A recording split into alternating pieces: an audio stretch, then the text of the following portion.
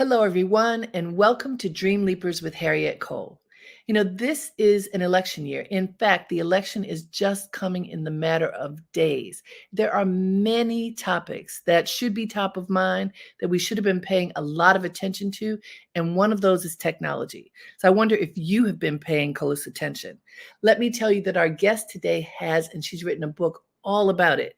Let me tell you about her. She is Dr. Nicol Turner Lee, a renowned sociologist and senior fellow and director of the Center for Technology Innovation at the Brookings Institution. Yes, a leading voice in tech policy and social justice, she founded the AI Equity Lab to champion inclusive and ethical AI. We're going to find out, what does that exactly mean? Dr. Turner Lee has been recognized as one of the top 100 women in AI ethics. That was in 2024, this year. And she was awarded the Distinguished Career Award in 2022 by the American Sociological Association. Her debut book that she spent a lot of time working on, wow, it is called Digitally Invisible: How the Internet is Creating the New Underclass. And this book highlights the digital divide and its impact on marginalized communities. Through her research and advocacy, Dr. Lee is shaping critical discussions on technology, equity, and access in the digital age. We are so excited to talk to her and to hear her insights today. Please join me in welcoming Dr. Turner Lee. Hi there. Hi there. First of all, this is like a scholarly book. I just want folks to know you have to take your time. There's a tremendous amount of research that you have put into this, which I appreciate, because a lot of times people say, oh, I know something, and say what they call facts, but don't necessarily have the facts to back it up. This book is chock full of facts. And, I remember when the digital divide became a term, and you attribute that to Larry Irving. Can you tell us who he is, when this came to be, and what it means? Well, first and foremost, thank you for getting through those facts. It was really difficult, Harry, to figure out how to write a book about technology, but at the Yes. same time, do it in a way that, my 81-year-old aunt could also read the book. And Yes. so I tried to think about ways to embed stories. So happy that you have me on the show, because this is an issue that we don't talk about much, particularly in communities that look like us. Yes. So Larry Irving was this person that had been appointed by the Clinton-Gore administration to work on issues related to technology. And he has this real extensive history with regards to, the late Mickey Leland from Texas, who was a civil rights activist in his capacity as a legislator, as well as Ron Brown, who many of us who have been around for quite some time just still look up to. Before I was with the Brookings Institution, I was with the Joint Center for Political and Economic Studies, which is a Black think tank based in DC. So Larry came up with this concept of the digital divide. And I think I'm going to date myself a little bit. That's okay. Well, I always have to say this because there's a lot of people who don't know our age or my age in particular, but they will find it out in the book, right? But this is at a time when we're using 386 computers. Yes. And there was this modem connection that screeched and came out with this big loud sound that said, "You got mail." I remember that so well. I think many of us did look. And at that time, you couldn't hide that message. If somebody knew you were online. It was loud. It was so loud. That is for sure. And Larry did something I think that many of us weren't expecting, because the internet at that time was really just basically connected to your telephone line. That's true. He defined who is online and who is not. And that was pivotal, because I think all of us took for granted that most of us were online if we had telephone service. Mm-hmm. But he really outlined the need to have like modem access to get onto the internet, and the need to have computers for people to actually use the internet. And that was a pivotal moment for myself, because I was a student at the time. And I talk about it in the book. I was volunteering at a computer lab that I had actually put together with some friends. And I love that story. Let me just jump in for a second, because it dates you, but in a sense, this is what I tell young people all the time.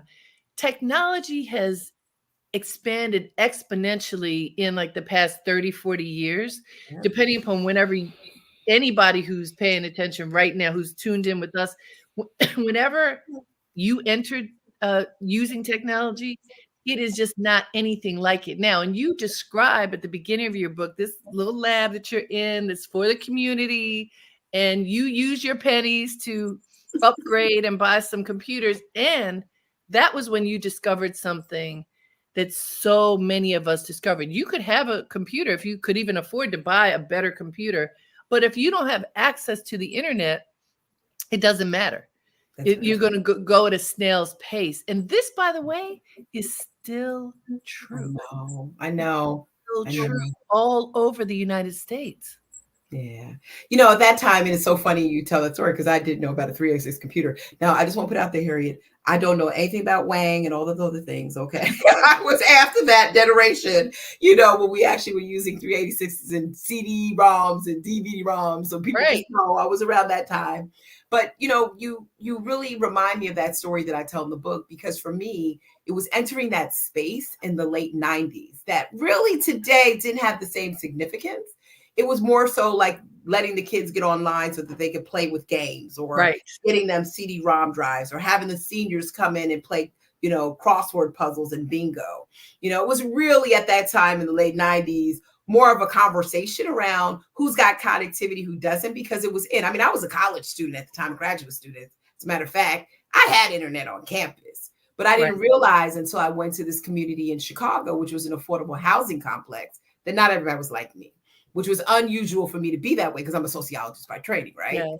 I should have already knew that. But what was special about the internet then, and I think some folks will resonate with this, we had to go online for jobs. You remember that crispy newspaper that you could open up and actually circle the job that you help wanted? That's right. There are a whole lot of people who don't remember that at all because they don't know what you're talking about. I know, and I feel like that with my kids. They're like, "Mommy, what are you talking about? We do everything online." But there are some of us that remember, or even a telephone. Come on, like a regular telephone that plugged into the wall. Anyhow. Look, I tell people I remember my phone number. It was NE62437. That's probably the only thing I remember in addition to my AOL account. Okay. Oh yeah. Well, you know what? I want to share with you. So I was just driving home. I live in Harlem. Mm-hmm. So Harlem is a very good example of having everything and nothing at the same time. Yes. Right. I mean, I've got a computer. I've got relatively fast internet. Okay. And right around the corner, there are people who do not have that. Just the other day, it was a Sunday night. Mm-hmm. I'm coming home, and I had no idea that Starbucks stayed open late into the night because I'm just never. I hadn't paid attention to that. I think of it as a morning place. You get the coffee. I know people go there to use the internet, but it hadn't connected. Mm-hmm. I drove past and the entire place was filled. Every seat, the window seat, they were using the internet because that's a business that gives free internet. So still, there are many people who do not have access. And one other thing I wanted to share with you, because your book really inspired me to think about lots of stories. During the pandemic, my daughter was in high school. And as everything shut down and schools, basically there was about 2 years of not going into school. When her school reopened, I think it was her junior year of high school or senior, I can't remember, but here's the point. She was helping some elementary school students at a school uptown that was in a marginalized neighborhood, economically marginalized neighborhood. And I think they were third graders. And what she discovered is that these children could not read. Yeah. They were so held back. And you write about this in your book, that they didn't have access to the classroom online because their parents didn't have internet or didn't have a computer or both. And so there's a whole group of people who had 2 years of not being educated. And if they were at that key time, when you learn to read, you learn to do math, you learn critical thinking, and Yes. you couldn't get it because the way that people were getting it when they couldn't go into the classroom was online. Then what happened? Even when they gave computers, because a lot of times the Department of Education would give a computer, but if you don't have internet, what are you doing with it? It's just a box. That's right. So what is Well, the impact? Because you write about this. What is the impact of this on young people today? yes. Well, I first and foremost thank you for that beautiful summation of what I was trying to get at in the book, right? I mean, I think we think of as a community, voting rights certainly are big concerns for us. Having access to civil rights and human rights and just general dignity is a concern for people of color and in particular marginalized communities. I also talk about farmers and others. The challenge that we found with the internet before the pandemic, it wasn't on anybody's radar. And when the pandemic hit, to your point, Harriet, 53 million school age children went back home after being at some of the largest school districts across the country, New York being one of them. When they got back home, it wasn't until people realized that these kids were not able to get online, either because there wasn't a computer in the home, there wasn't broadband access, and most importantly, which some people also miss, there was maybe one child who was the teacher because the parent or the caretaker was at work trying to make sure that they were actually delivering our packages and our food. And I really love the fact that now we're paying attention to this, although, to this day, we do have some rollback. And depending on who gets in office, we should actually see more political will around this, right? There's one particular candidate on the Democratic side that does care about closing the digital divide. But the way you actually framed it is how I wanted to come across in the book, that we have this challenge. And I call it less of a digital divide, but more of digital invisibility. Yes. It's like Ralph Ellison's book, The Invisible Man. He did everything right. He was a digital native. Let's just put him in the 21st century. He had the technology in terms of, the first one at the store to buy the best phone and all these other things. But the challenge is he goes unseen. And that's where these young people were. They were unseen. They were sitting in people's Yes. parking lots. And whether it was in Harlem, New York, or was in Marion, Alabama, which I visited in the rural Black South, kids were sitting in the parking lots and on stoops of businesses and schools and apartment complexes for a very long time, some of them before the pandemic. And I just want to go where you're going with this, Harriet, right? Mhm. The challenge is it not only affected their quality of life, because digital access for me is sort of this intersection between race, place, and space, but more importantly, it is the determinant of your well-being. And so Yes. not only did they not have access, but we're paying for it because they were not able to continue their work online while school was remote. And there's so many stories in the book of people like that. I know I'm talking to somebody out there. I mean, you and me both. I did have a COVID senior, right? And a junior or a sophomore at the time. Both of them in their rooms doing their work. I was Ooh. online doing my work. My husband was just trying to stay away from us because we were all in the house at the same time. But the point of the matter is, if you were not one of those families that could negotiate through that, this was not a good period for you. Not only were you, not able to connect with your school teachers, there were also educators that sat in some of those very same parking lots delivering their lesson plans. And there were people like my mother and others who were very isolated as they sat home alone. And without technology, they would have gone into a deeper distress. And so, I think it's time for us to look at digitally invisible people. And I think it's time for us to frame ourselves as that as well, because this is not just about having a shiny object in the internet, right? This is about our livelihood and who we are going to become, not just as a people, but as a society and a world. It is so true. Hey guys, this is Dream Leapers with Harriette Cole. We are talking to Dr. Turner Lee. Her book is Digitally Invisible: How the Internet is Creating the New Underclass. Let me remind you, because this title is so important: Digitally Invisible: How the Internet is Creating the New Underclass. Now, what I am fascinated by, which I think was very smart and strategic on your part, also true, is that you talk about people far beyond the inner city. Very often the stereotype of underclass is poor Black people. You got it. And while that is part of the group, America is not primarily Black, and the digital underclass is not primarily Black. It's the rural areas, areas in the South, and then you start out early on in the book talking about the Amish people in in the North. And yeah, I grew up in Baltimore, Maryland, and we would drive sometimes up north, and you would see this community of people. They dress differently, but when I was growing up, they absolutely weren't in a car. They probably still are not allowed to use telephones for the most part.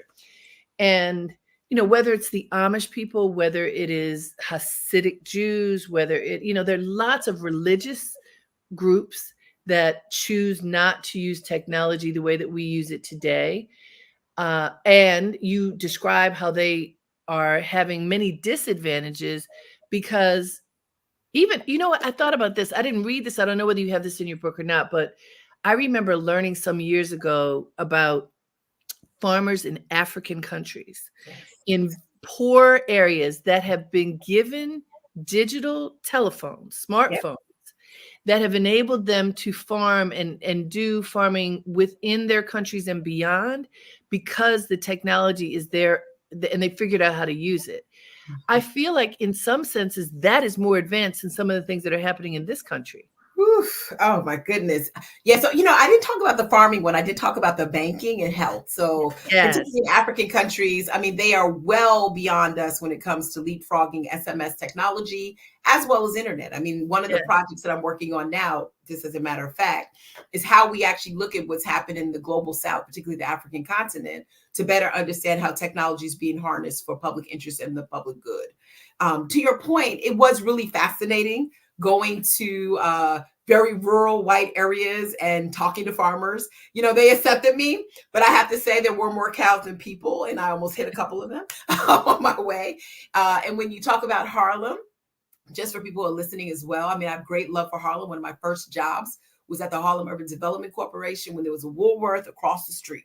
My dad, the late Frank Turner, was an architect there. And so we just spent a lot of time just in economic development. So you probably also sort of saw in the book this economic development, urban planning perspective that came through. But it was important for me to also come out of the city because as a sociologist, we sort of prescribe language and narrative to this historicity that encompasses, I think, a very deficit-based model of how we look at people who are marginalized. And so it was important for me to say, okay, I know what we experience as Black Americans when it comes to where we live and the resources we have available to us. How does this actually pan out in other areas? So I had a particular interest in going rural for a couple of reasons. One, I didn't want to track the Black and Latinos that had gone to rural areas, particularly because of the transportation, to see if there was anything different about their experience. Because Reconstruction, we know that many migrated to the South, and we see today more Blacks are actually living in the South as well as Latinas. But it was also important for me to talk to those farmers. I mean, I got to talk to a fourth generation farmer, went into his home. He was obviously had religious proclivities and spoke about technology not necessarily being something that their children would use. But he could see his internet access at the edge of his farm.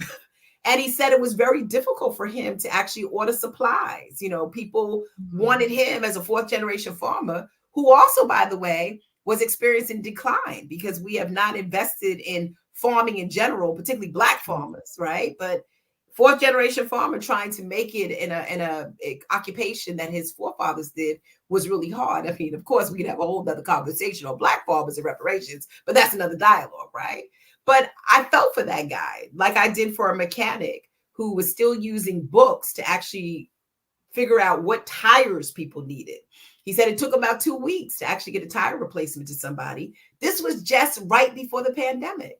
And more important, why did it take so long?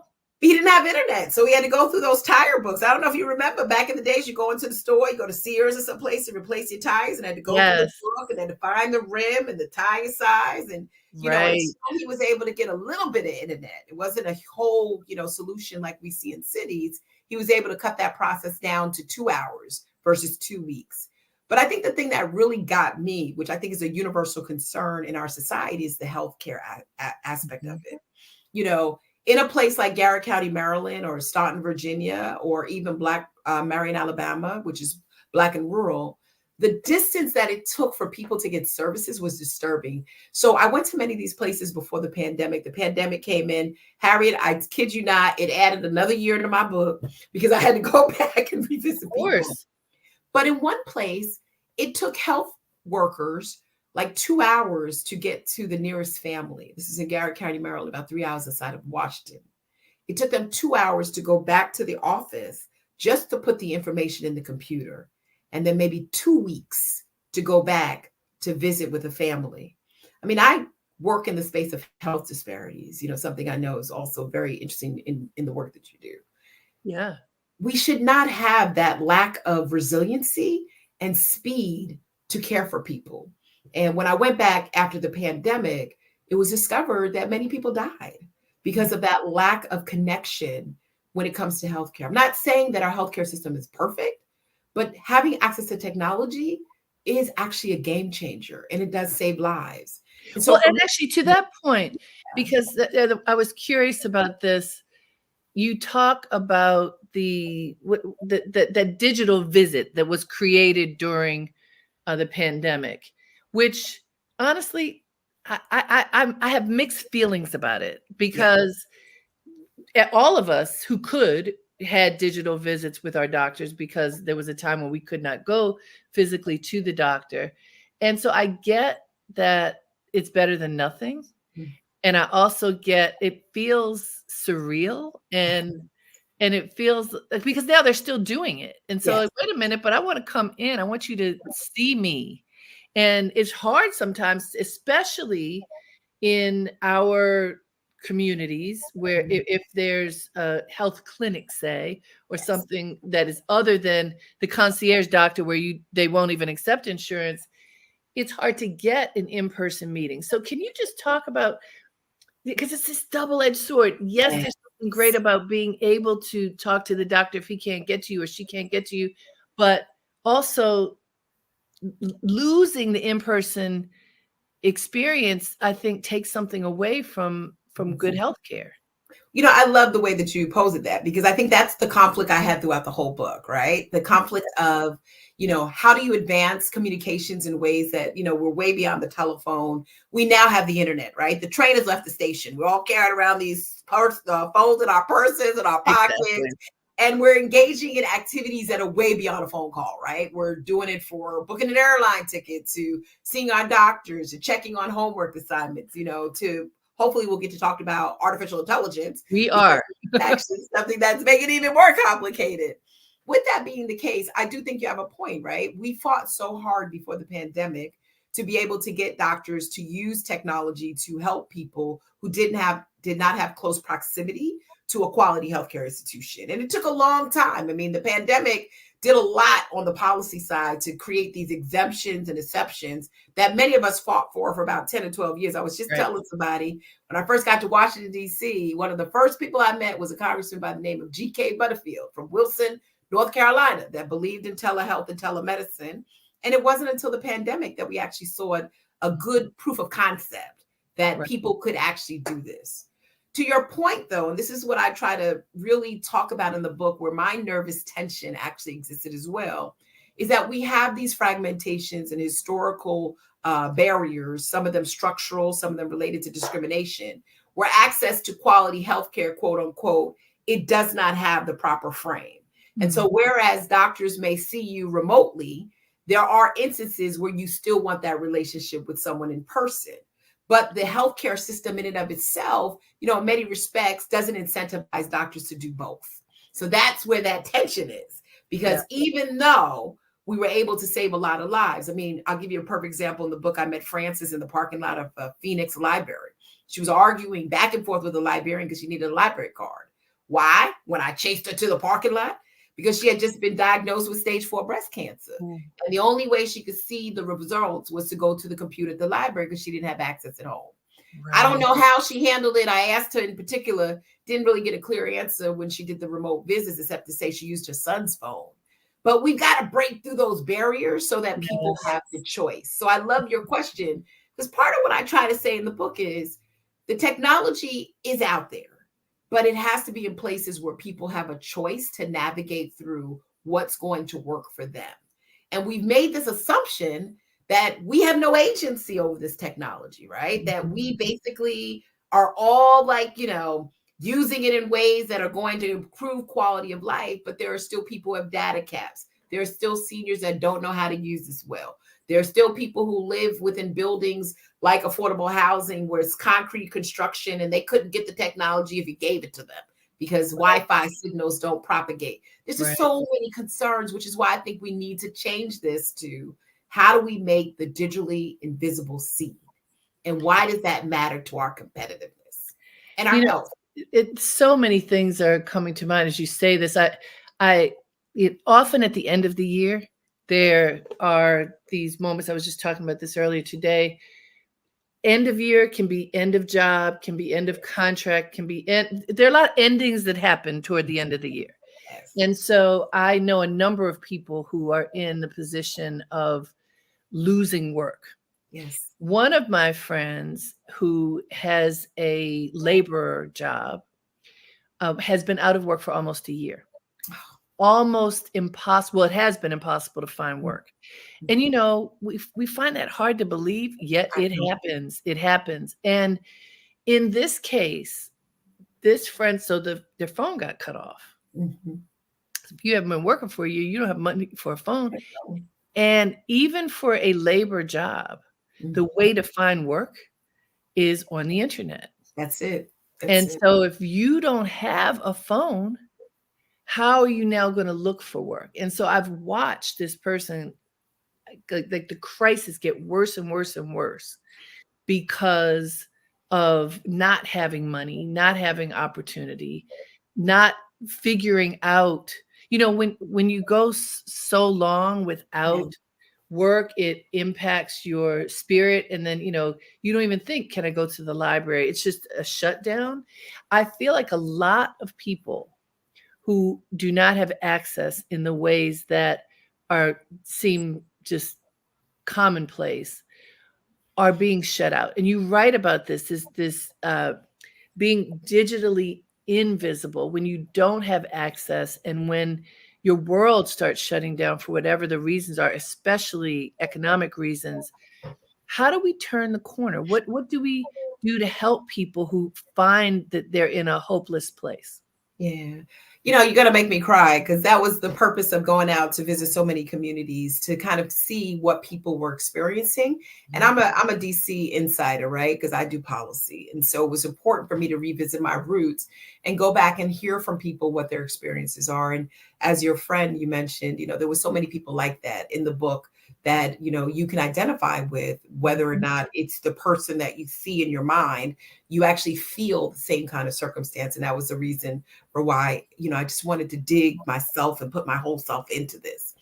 I think part of the challenge that we're going to have is if we keep calling it a digital divide, we're going to keep treating it like that. Do you have access to a computer? Do you not? The same conversation we started with Larry Irving. I mean, I think those days of just looking at this as a binary construct of whether or not people are connected, those days are over.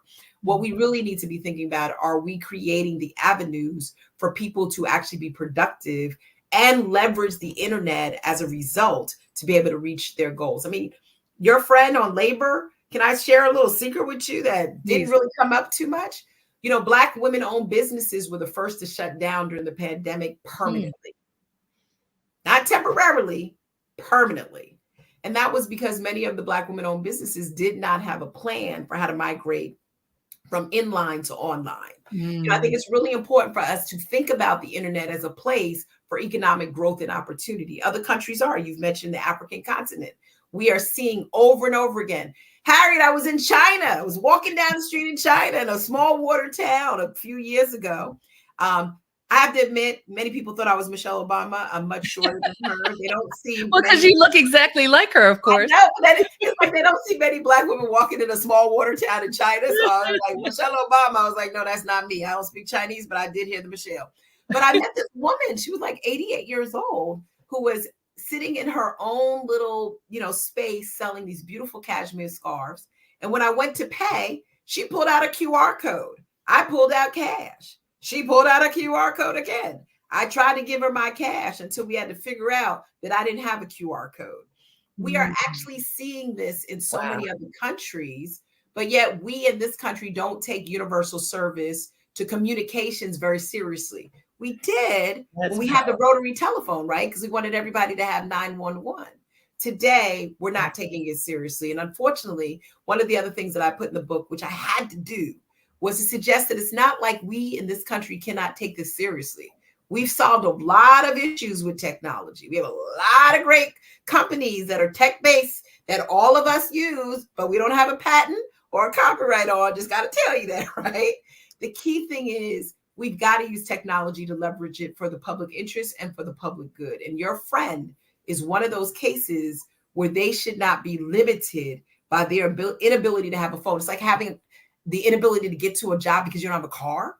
We Right. should not have that as a possibility for anybody in this country with such a robust ecosystem that is around communications. Well, amen to that. Hey guys, this is Dream Leapers with Harriette Cole. We are talking to Dr. Nicol Turner Lee, her book, Digitally Invisible: How the Internet is Creating the New Underclass. This book is filled with information. You know what I thought of as I've been reading your book? I think of Zora Neale Hurston. Yes. And I seriously, because for those of you who have not read Zora Neale Hurston, she was a sociologist and anthropologist, and she went all around the South gathering stories, primarily of African American people, to kind of show who we are and how we think and how we live, and to humanize the culture at a time when we were being dehumanized, which reminds me so much of this idea of digitally invisible. We were invisible in whatever ways you want to call it, invisibility at that time, but humanizing the story so that you see people. Now, what in your book, you are talking about all kinds of people. So Yes. it's not just the African American community. As I mentioned, you talk to the Amish, to people in rural areas, to the LGBTQ community, to people who have been marginalized for whatever reason Yes. they have been, and recognizing that we don't have to be. That's right. That's right. But isn't that political? So I do want to talk about that a bit, because you mentioned that under the Clinton administration, this is when the name came to be, and when a lot of money began to be funneled through for understanding that the internet was going to be something for all of us. And over the various administrations, for the most part, at least the Democratic administrations, there has been a real push to grow the internet. What are the stakes today in terms of this election, in terms of what the candidates are purporting about the internet, about the digital invisibility, or what, however they may be talking about it? What are the stakes today?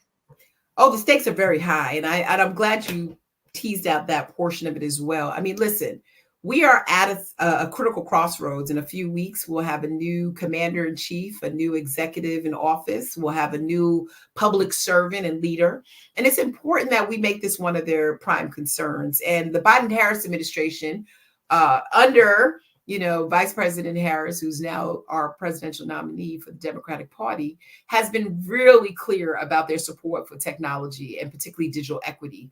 In fact, under this administration, we've actually seen the most money go towards connecting communities, whether it's in infrastructure or it's in programs. In fact, 700 applicants just applied for the digital equity grants that are part of the Infrastructure Investment and Jobs Act that was started by the Biden-Harris administration in November. Now, there's been some hiccups. I mean, because of partisanship, the Affordable Connectivity Program, which some people may be familiar, which provided like $60 discount and then later $30 post-pandemic for people who to actually get broadband. So they have to decide, like your friend, over whether or not they want broadband or bread, right? Is that program was basically obliterated and not supported by the Republicans when it came down to getting bipartisan support. And so 20 million households have had to unwind from that program. And these are households that included the children we just spoke about. Yes. Friends, like we got to do something about it. I'm appealing to the people that are listening, Harry. Thank you for having me on, right? this is a critical moment, as important as it is for us to maintain voting rights and other civil rights and liberties, as well as economic opportunity going forward. Because again, the people who do not have connectivity are going to be the ones in which we're going to have to find ways in which to give them other resources to get to the job or to apply for the job. Well, and I mean, you're talking about something that is advanced. We're talking about digital connectivity. We also have heard, this is not hearsay, we've heard it directly, that the Republican candidate is against public education. Oh, I know. Defunding public education. That is frightening on a whole different level. It is. It is. I mean, that's one of the things in the book, and I'm so glad you tied into the education chapter, right? Because that was a Brown versus Board of Education possible failure by not having laptops or tablets in the hands of kids who without textbooks accessibility. You know, to have this idea that we can actually litigate and negotiate through, you know, private education systems is very scary, because the public education system is what actually survives. I'm a public education graduate. In fact, I'm from New York, grew up in Queens and Long Island, and got my high school diploma in New Rochelle, New York. And my kids also go to public school in their high school years. They're graduating out of public school. My point is, these are part of our democratic institutions that keep us healthy. And having access provides that overlay. It's like the gravy, it's the icing, it's everything that you need to be able to exercise your democratic responsibilities. And to have a candidate that basically suggests a couple of things. One, that the internet is mostly important to rural and not everybody else. That's a problem, because it homogenizes rural as just one constituency, which we know, like we talked about, there's tons of Black people that live in rural and Latinas. But two, to dismantle American institutions and not recognize the value that they have in creating better and more informed residents of this country is also equally shaming. And so, yeah, I mean, we got a big decision to make. And I think, you know, there's a lot that's at stake, but most importantly, this conversation, I'm just so humbled the way that you've actually helped to explain it, because it's a hard book in the beginning, Harry. Come on, give me some. Look, I mean, just get it easy. Put it like this. This is not a quick read, folks. This is not a quick read, but there's a lot of information that I think is very important for us to understand, digest, and share with others. Now, you mentioned, I said in the intro, in talking about from your bio, AI is really important to you. And I just want to set this up, because I'm one of those people who, probably like many, have been anti-AI, scared of AI. As a writer first, insulted by the fact that there's something else that's going to write a sentence, a paragraph, possibly a book for me. You know, what are you talking about? And I actually talked to a leader in the entertainment industry, a music maker, who said to me, look, I love it. I'm learning how to use it. I'm using it to support my vision. I'm using it the way that we use a computer. I'm not afraid of this thing. I'm looking to make it a partner with me, which was really interesting. I said, okay, well, let me step back and I just need to learn. So what do we need to learn about AI? How should we be thinking about it? And how can it be useful to the average person? Yeah, this is a tough one. So, like your entertainment friend, I've been thinking through the book and a documentary. And I went to one of those generative AI tools and I was like, help me with a pitch. And it actually was quite good. I'm not going to lie. But because I know about some of the perils of AI, I'm not going to use it. Right. Because that same generative AI, essentially, my daughter was playing around with it. She said, Mommy, it actually read your book. And I said, what do you mean? Listen. The argument was so great and the synopsis was so great. I hope they paid the price for retail, because they had that book down pat. Now, we did use another tool. I'm getting there with something. Is this like Cliff Notes? It was like Cliff Notes of my book. I couldn't believe it. It was like Dr. Turner Lee is arguing this and she's saying this and she's doing this.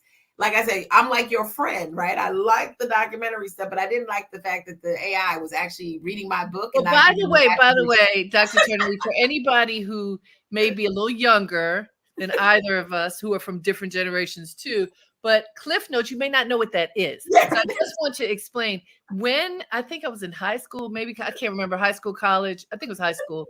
these big books, these like the masterpieces, big like the Iliad and books like that, they would have, and Shakespeare, there was something called Cliff Notes, and this company would make a synopsis. So it was almost like cheating.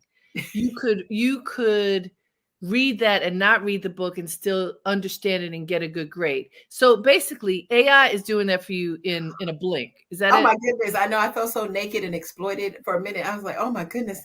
I said, how do they know all this stuff? And then they gave me some good ideas for some other hooks based on audiences. But here's the point. We as a community are all like surrounded by AI. I'll tell you, when you are sitting home on a Saturday night and you're looking for the next movie to watch on your streaming service, the AI is recommending based on what you've actually watched before. What they call algorithms, right? That's right. That's right. When we are shopping and we see, hey, you might like this, or you left this in your shopping cart, or you were searching for this, that's AI in terms of ads. The key thing that we have to worry about with artificial intelligence going forward is the fact that it does a couple of things. And this is the work that we're doing at the AI Equity Lab. One, in high-risk situations like financial services, when it comes to eligibility or credit worthiness, when it comes to housing in terms of mortgage appraisal or the type of loans that you're going to get, when it comes to criminal justice and whether or not you're going to be actually released or detained based on the history of who gets released and detained, whether it comes to education and whether or not AI is actually going to be used to assess your child and you not having any idea what that means because the system is somewhat opaque. We have to be careful because what it's suggesting is that the technology, one, which we know is relatively true, has quicker and more rapid advancement than humans could ever imagine when it comes to our own cognition. But more importantly, this is a real kicker here, you'll miss it. If we're not at the table making these products, we're just like my mom used to say, we are just on the menu of these products. What that means that these products in the artificial intelligence space, whether it's predictive or it's generative or it's using text, are basically training off of our joy and our trauma. It's training off of the over incarceration of Black and brown people. So when a judge uses an AI tool for criminal justice, it's keeping us locked up. It's training based on bad data that came from systems that profiled young students of color. It's training on that data and it's replicating that inequality. So what we try to do at Brookings is do a couple of things. One, workshop these issues with people who are impacted by them, so that it's not just the technologists sitting out in California making these products, selling it to school, law enforcement, and other places, but you actually have people who have a sensitivity to that trauma as well as that joy, because there are some areas in which AI has been great. I mean, during the pandemic, it helped us with the vaccination in terms of emergency authorization, done by a sister, by the way. But the other thing, Harriet, I think you're going to love that we're doing too, it goes back to this topic of digital invisibility. We're uncovering what I call the hidden figures of AI.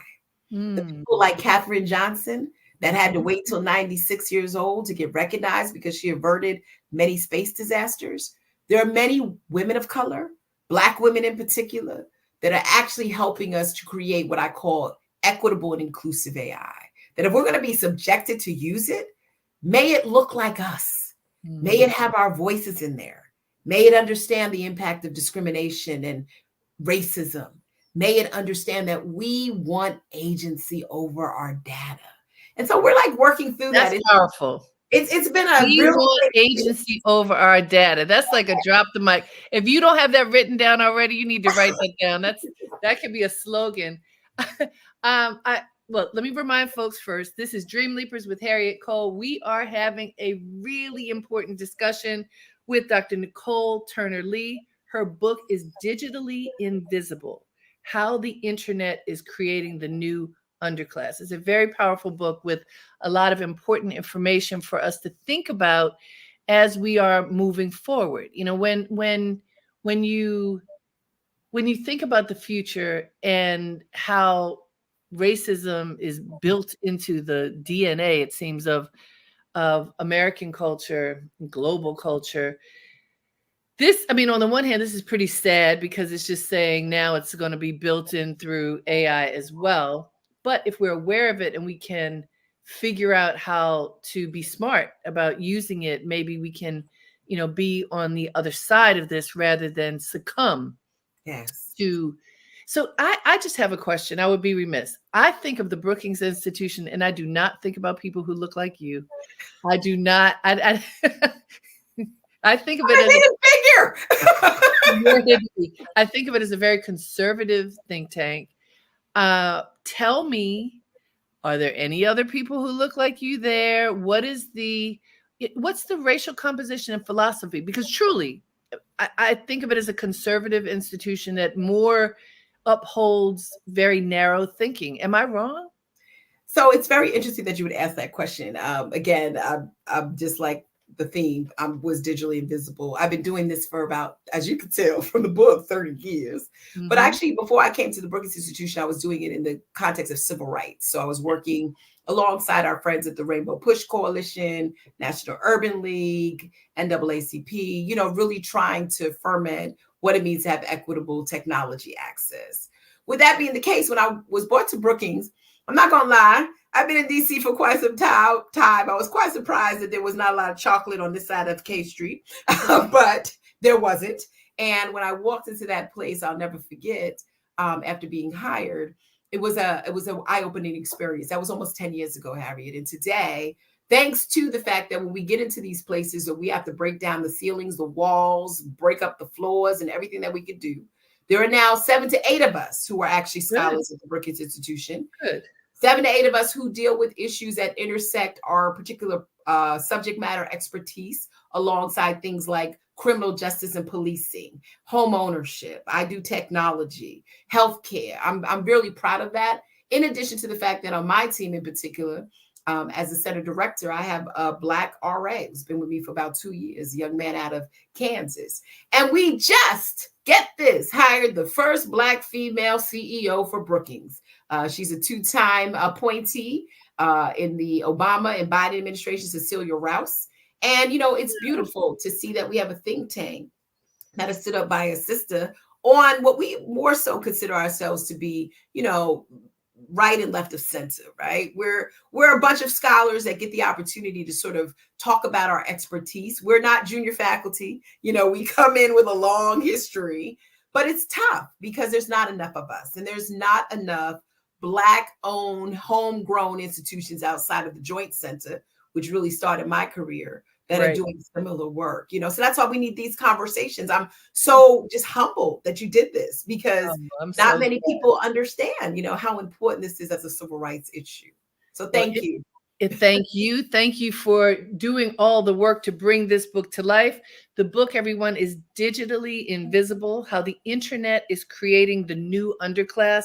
The author, Dr. Nicol Turner Lee, she has given so much important information to us. This is something that you kind of read a little bit, process it, talk to folk about it, and that can make all the difference in the world. Thank you. Congratulations on your book. And may everybody think hard about all of these important issues as we move into the election. Thank you. Thank you. And thank all of you for tuning in to Dream Leapers. I hope that this conversation has got you thinking and, think twice about how you engage the internet, read, learn, figure out how you can be in charge of your whole life, including how you engage digital technology. Until next time, have a great day and make it count.